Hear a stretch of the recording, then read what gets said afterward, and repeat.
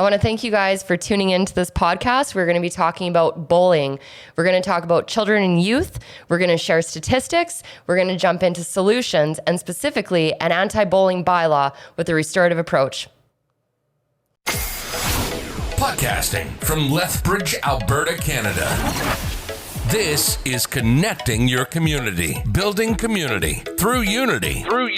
Getting things done takes activism, and Blaine Higgin and Mallory Christiansen have come together to share firsthand community voices, bringing awareness to community issues, watching how other communities handle like problems, and sharing their successes. Connecting your community. Here are your hosts, Blaine Higgin and Mallory Christiansen. You know, I am so stoked to be back, and I'm even more excited that we have Cate joining us again. You came onto the podcast to speak about PTSD, and now we're going to move into a social issue that has been really brought up recently with some bullying that's happening at the Northside skate park. And we start hearing a few stories, and then dozens of stories, and then it starts trickling from not only children and youth being bullied. We know adults are going through it in the workplace. And so we wanted to really start having some more conversation about an anti-bullying bylaw, about solutions with respect to bullying, and how we can actually start having those conversations. So thank you for coming back.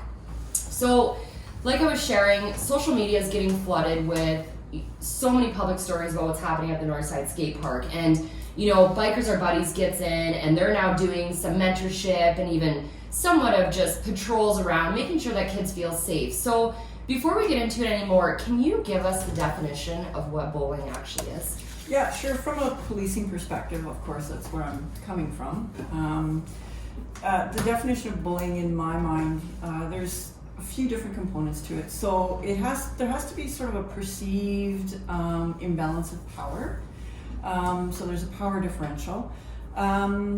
The negative interactions have to be either direct or indirect, right? So it can be face-to-face and actual, let's say, you know, punching or kicking or whatever, or it can be indirect, spreading innuendo or rumors or gossip about somebody, right? There has to be an intention to harm. So there has to be that mental intent to harm. And or physical then in that, that matter? Okay, either so way though, there's that intent, right? We call it mens rea. So there's that intention. Okay. So yeah, I know that I'm gonna punch you, right? I have the mental intention to do that. And it has to be repeated. Yeah. So a one-off, in my mind, it does not constitute bullying. There has to be more than one incident. It has to be repeated. So would you say that it has to be repeated? Okay, obviously there's this child. We'll use children and youth for just right now. So this youth is, what about if he's going after different people? Or is it just more like, are we focusing on one person he continues to go after? I think, again, from, if you're gonna look at an enforcement perspective, which you guys are gonna talk about, to meet the threshold, I would think, for the courts to even jump in and take action, there would have to be repeated behavior on a particular victim. Yeah. Like if it's a one-off. On one victim, so not doing it with multiple different, but you'd have to do the repeat offense on that same victim generally. From a policing perspective, I think you would need to see one victim being bullied on multiple occasions. Now, that doesn't mean that you couldn't intervene with a person who's bullying, and we can talk about different ways that can happen. Yeah. And I think it's also important too that even through this podcast, we are not looking at a punitive approach. We are looking at even things from formative to restorative types of approaches, because this is a social issue and this is happening at all levels, including, let's be honest, even as far as with our municipal political leadership, all the way down to workplace bullying, etc., right? And this is a community issue as well as a social issue. And so we want to come and raise awareness and start having these conversations on solutions, but also more importantly on statistics. Like I know, Blaine, you were looking at some of the workplace statistics. Yeah, actually, let's touch on that. Workplace bullying. So this is some stats out of OHS Canada. So, and I'm going to read them verbatim here. A study revealed that 60% of Alberta workers had experienced workplace harassment, while half of the victims of bullying or harassment would not report it. Of the ones who had sought help from their employer's human resources department, 62% said that the companies had taken no action. You know, and that reminds me, we even had locally on the news recently, there was a police officer who came forward with respect to some of the workplace bullying. And you know, I think when even whatever department you're from, whatever career you're in, there is going to be bullying within the workplace. But when we're seeing these statistics that 62% said that companies took no action, this is a bigger issue than even just what's happening at the skate park. This is an issue that's happening at every level. And it's the same thing. We talked about it before and a little bit off camera here, that so often if I was being bullied, the chances of me going to my employer are probably somewhat limited, because I'm wondering if, you know, what is going to be done with this, and are we going to go anywhere? Am I going to be that person that's ratting out or whatever? So I mean, that's a difficult thing as well, right? But you also get the justification of how people come after you, and let's get real, you've taken some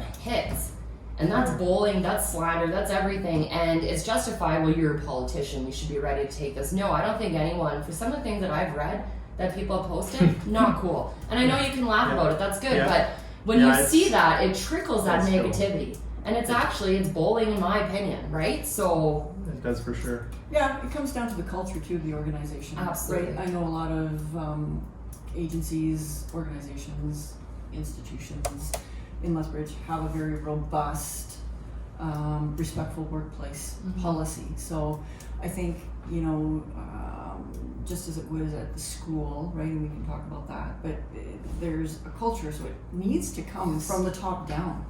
So you actually brought something up beautiful that we need to talk about, is school. Yeah, I know you did some research about what's happening in the schools and what's working and what's not working. Yeah, so you touched on it earlier, Mallory, right? The research shows that punitive consequences don't really work.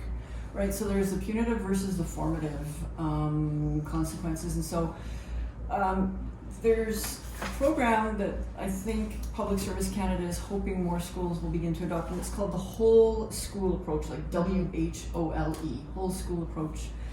And what they're doing, is they're looking at sort of schools developing anti-bullying, well, I guess a safe school policy, and then within that safe school policy, you would have an anti-bullying initiative. Right. So the policy comes first, and then the anti-bullying initiative comes second. And like you said, we were talking off camera again, it's focusing on restorative justice. Yeah. It's not punitive, it's restorative. Right? So let's not expel this kid. Let's sit down, get him and the victim together, do some restorative stuff, figure out what's going on. Is it a cultural thing? Is it an organizational culture thing? What is the culture at the school? Does the school allow? I don't know, years and years ago. And also, what has that child gone through? Yes, so there's bigger issues to unpack. Right. And years ago, I remember, and it's not done as much now, is if you remember, we're talking 15, 20, 25 years ago. Sorry, Mallory. It's all good. But, you know, the community service side of things, you just don't see as much of that anymore. And maybe I just am not noticing it, but it just seems that is something that, you know, as far as going out and working in your community and, you know, for something that you've done. And so it's not really punitive as much as it's taking responsibility for what you've done, right? When I think of restorative approaches, that's where I have saw, you know, frontline experience, some of the greatest transitions, whether that's even reintegrating into the community, etc., right? And I think about, if we want to focus, and mainly what we are right now as children and youth within the school system, is you look at someone who is bullying and maybe someone with a very complex, traumatic home, and this child's coming to school and they're lashing out, they're trying to exert their power that they have none at home, right? So there's so many issues, but restorative also gives that opportunity for not only this, and again, using a child as an example, youth, and giving them that opportunity to sit down face to face with the person who they've just bullied, and even doing some of that community restoration piece, restorative piece, where it's like you are going to go into your community and you're going to go work at the food bank. You're going to go serve, and you're going to get a broader perspective. But you're also supported not only by the community, you're supported by teachers within the school, because that's what we are lacking. We are lacking that awareness. We are lacking any type of formative measures to address this massive social issue. Yeah, and that's where that whole school approach comes in, right? It's from top down, from directors to administrators to principals to teachers to coaches to secretaries to students. The whole, not part, the whole. So we're talking about children. Yeah. Let me give you some stats here when it comes to children. Again, from the Public Health Agency of Canada, 1 in 3 adolescent students reported being bullied in the last 3 months. Bullying behavior peaks for boys and girls in grade 9 at 37%, and grades 8 and 9 for girls at 28%. And another in this study, in a 2006 study, 39% of students reported that they bullied, and 20% reported both bullying and being bullied themselves. Yeah. So it's really interesting to see how many students actually go through this, and I'm amazed at seeing this from that Public Health Agency of Canada. Yeah, and I think even there's going to be further additional research that's coming out because there's lots of longitudinal studies that are being done, etc. But one of the also crushing things is that children don't always come forward and report bullying, right? A lot of children are like I said also earlier, you're scared too to report it because what's going to be their consequence, struggling right? and isolating. And so what really caught my attention a few years ago was a very young lady, I want to say around 16 years old, ended up committing suicide because it was getting so bad, and I think about the mental health aspect and deterioration of a child, of a youth with a developing brain that every single day is being bullied for whatever reasons. I mean, you can go into sexual orientation kids are getting bullied about. You can get into, poverty-related issues why kids are getting bullied, and it needs to stop. It needs to stop. And in my opinion, there needs to be more stuff within the schools, just like you're talking about. But also, as we're having that conversation, I'm thinking about even adults who are working within a system that are getting bullied, right? Yeah, absolutely. There's research shows that there's consequences to children and adolescents if they're continually subjected to bullying, right? Yes. Numerous consequences with self-esteem, physical issues, all sorts of things. Self-harm, you've seen a lot of that because they're trying to find a way to deal with what they're going through, right? So we need in my mind, it's a pro-social sort of solution. And one of the things that sort of pops up in my mind is there was a statistic on Public Safety Canada where I think it was less than 20% of peers step in to stop bullying at school. So let's take that a step further and talk about sort of having people at the college, at Lethbridge College. We have instituted bystander training for if somebody sees somebody being sexually harassed or assaulted or intimidated or whatever. There's bystander training now.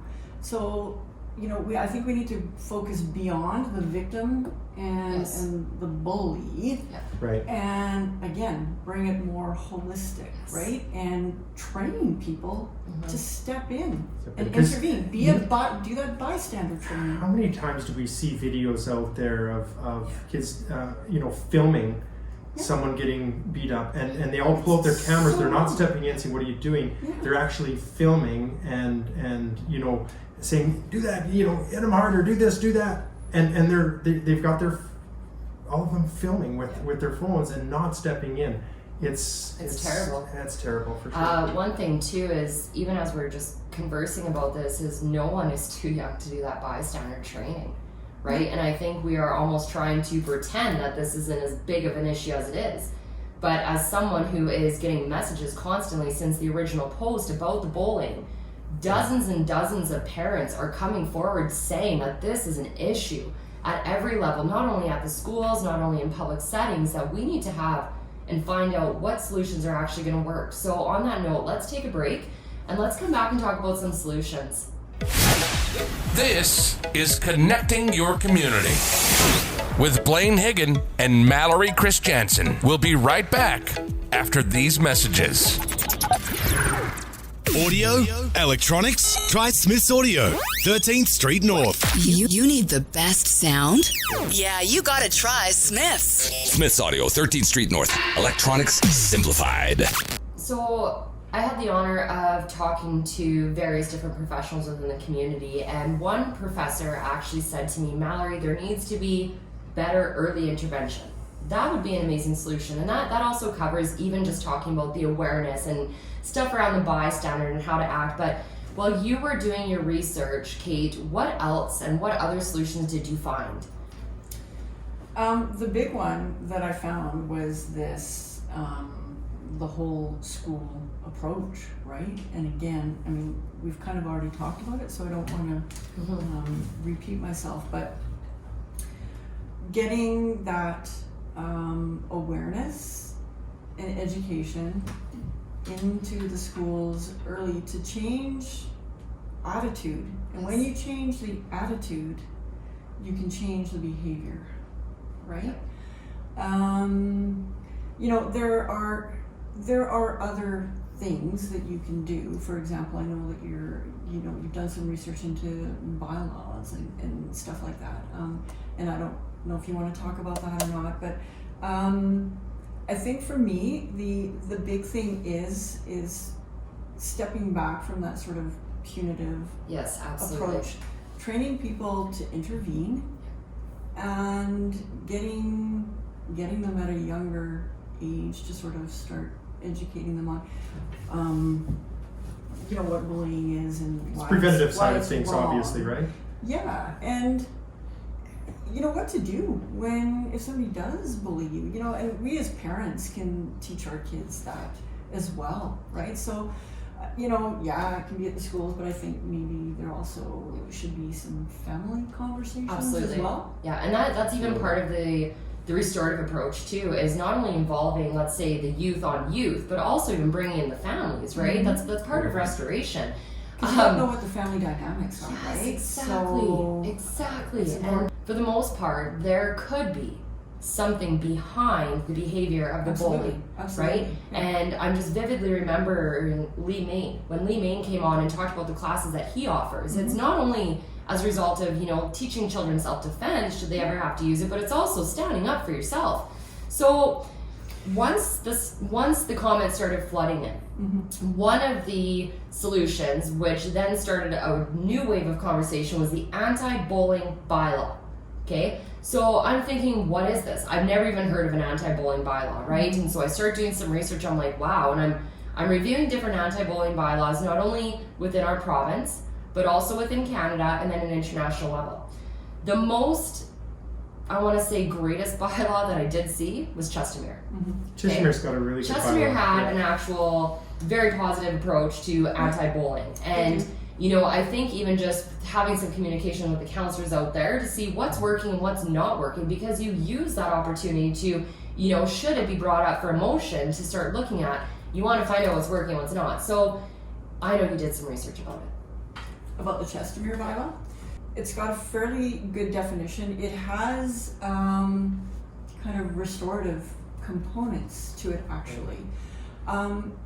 Ultimately, it does allow for punishment in terms of a fine, and probably a court date where you'd have to go to court and pay the fine and stuff like that. But putting that aside, it allows for sort of that restorative component that we're talking about, right? There is basically a restorative justice option in that bylaw. Now, it is a strict liability bylaw, which means that the accused or the person who's doing the bullying can provide a defense, right? That's what strict liability means, is the person accused can provide a defense as to why they were doing what they were doing.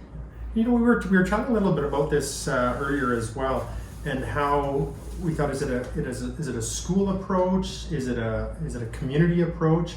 And I think it's important that it is multiple, because multiple strategies. we do know quite often that if there's bullying done at school, it's on that property. That's an approach that could be done through the school. But we've seen, as Mallory has indicated here, with the skate park, and there's a few others that have happened as of just recently, with bullying happening throughout the community. And so it's important, I think, that it's more holistic. So we've got the whole approach there inside the school system, but also as a community, because I think that's important. Starting again, as you mentioned, Cate, I think it's so important right at home. Having the education side for anything like this is so important, and to talk about the importance of that educational part on those students going out as well. Yeah, because we just don't know the backgrounds that some of these youth are coming from, right? Absolutely. And again, it's talking about sort of unpacking the causes of this, because nobody wakes up one morning and goes, oh, I'm gonna behave this way, right? Like. There's frustration, there's conflict in their life, and these youth that are exhibiting these behaviors simply don't have the tools to deal with it appropriately. So let's teach them how to deal with it. It's a lack of education and I have to say it out there at home. If you're not talking about this around if it's the dinner table or whatever, getting that information in from your parents and from those your guardians. I think that's, again, it's a start for all of this. But you also, and just to kind of counter what you said, is you'll also see, like, even some of the research where parents have had those conversations specifically with children who have been bullied, and they don't even feel comfortable to share because of the shame that they're carrying, because the words that are being used is not something that, maybe a lot of kids want to bring forward to their parents for various reasons, right? And so... I think a lot of these kids as well, it happens, and I know when I was in school that, okay, if I'm bullied, I don't want to go to the principal, I don't want to go to my parents, because, man, I'm going to be this kid that ratted, and then you know what, am I going to be bullied even more? And so you hold that inside, and you're right, that's difficult as well. It depends on mentally how you're going to be dealing with that. So it's we got to make sure that it's okay to talk to your parents. Absolutely. It's okay to talk to your principal. Yeah. It's and we're talking about kids, and again, this goes far beyond, right? We talk about it in the workplace or other, but it seems like lately for them to deal with, it is easier to deal with, for sure. Yeah. So for kids, you've got to educate them. You've also got to teach them how to stand up to a bully. And you've got to understand what's causing that behavior. Let me put this out to you again, just from a policing perspective, because I've seen it. What do you do when the child is being bullied at home, or the parents? That conversation is not going to happen with the parents or guardians because the behavior is coming from home. Right. And regression of children who have been witness to domestic violence, right, are going to school. Potentially school, maybe even the skate park, and they're acting out. They just saw what mom or dad did to the other parent. Yeah. So do you know what I mean? Yeah. So it's good to have that holistic family community out there as well. But that's why I think the schools are so important. As you indicated earlier, Cate, that punitive doesn't work. Just doesn't work, right? Because it happens. I mean, a lot of people say, well, hit you in the pocketbook. Well, it's not that child's going to be paying that. It's going to be a parent, and then. Does that cause more concern at home as well? I had to pay this fine. I had to do this, and could cause more friction. Could it cause more friction at home? So I think that whole restorative, this is that's definitely a better route to go. Yeah, absolutely. So what could some of those approaches be? In terms of formative, restorative, in your perspective, what are some of the alternatives? Okay, so there's a school safety policy that could be implemented. And when that, there's all sorts of ways that you do that. You would need to do a quick needs assessment at a school, right? So do a questionnaire, do some interviews, maybe, throw out a survey, something like that, right? Get a sense of what the culture is like at the school. And then once, with key stakeholders in it, it doesn't necessarily have to take a bunch of time, draft a safe school policy. And then once you've got that policy in place, then you jump into the anti-bullying initiative, right? And that engages the whole school. And that's where the awareness and the education and the attitude changing hopefully sort of takes place. If, from a restorative justice perspective, it would just be like we do in the courts, or what we used to do in the courts, and you still do. You get the victim and you get the suspect together. and you know, there's different ways of doing that, right? I mean, you make sure that the environment is safe and comfortable for everybody, and you may want to bring in other people that were maybe indirectly affected by the behavior, right? Maybe family, friends, teachers, other students in the classroom, potentially anybody who was impacted might want to have a say. It's going to depend on who's running it and how they want to set it up. But these are different ways that it sort of could be done. And they have to take responsibility. Now, you and all three of us know that sometimes somebody's going to say, I refuse to do that. Well, then that's when the punitive would have to come in. That's where you do need the punitive, but you're hoping that under most circumstances it's not going to come to that. Yeah, so I really want to encourage our city council to start looking at an anti-bullying bylaw from a restorative lens, from a restorative approach, from a formative approach as well, because I believe that it could and possibly help children and youth who are being bullied, especially within the public setting. So other solutions are even meeting with a trusted adult and having those continued conversations at home, encouraging your friends to have them with their friends as well. Obviously, if it's workplace bullying, to always speak to HR and do your best, despite the statistics of how many percentages are saying nothing was done. But it's also important to give resources like the Kids Help Phone. That is a massive, amazing resource that we will post at the end of this podcast for parents to even give to their children, guardians, kinship care, etc. Because that is a 24-hour hotline that children are able to call in to talk to someone, right? And also, just even locally, Bikers Are Buddies are getting out in the community, and they are being a restorative approach almost. They're giving that opportunity to have children, have those mentors, and those safe adults at public settings.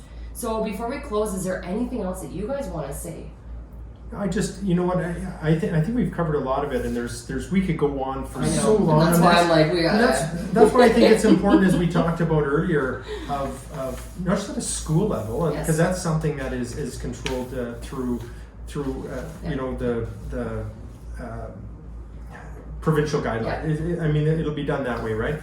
But I think it's important to also have something community-based for this, and again, not as punitive as it is restorative, because I think the punitive side is what's difficult with that, is policing it as well, enforcing it, and you know, taking the time, you know, and taking that time out of you know, the bylaw, or even if it goes beyond the bylaw officer into the police, where they could be doing you know, other things. Not that this isn't important, because it's extremely important.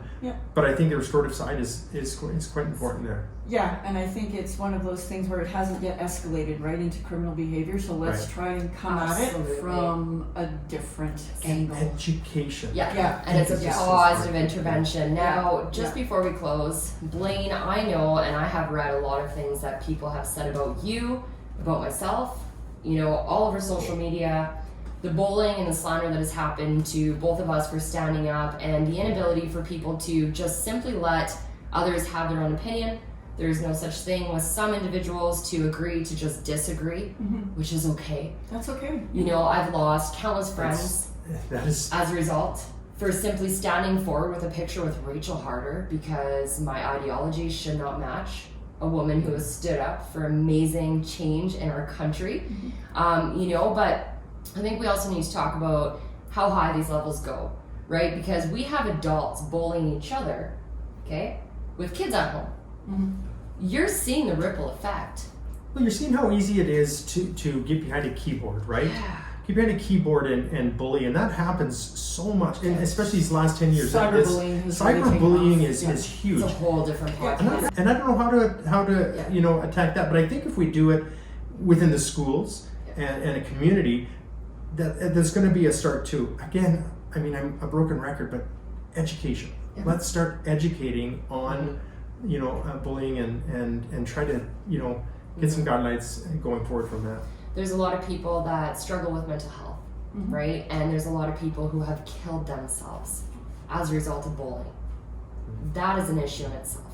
And this is why we're here, is to raise awareness against bullying and to hopefully bring solutions and community conversations to these issues. Thanks for tuning in. Thank you. Thank you.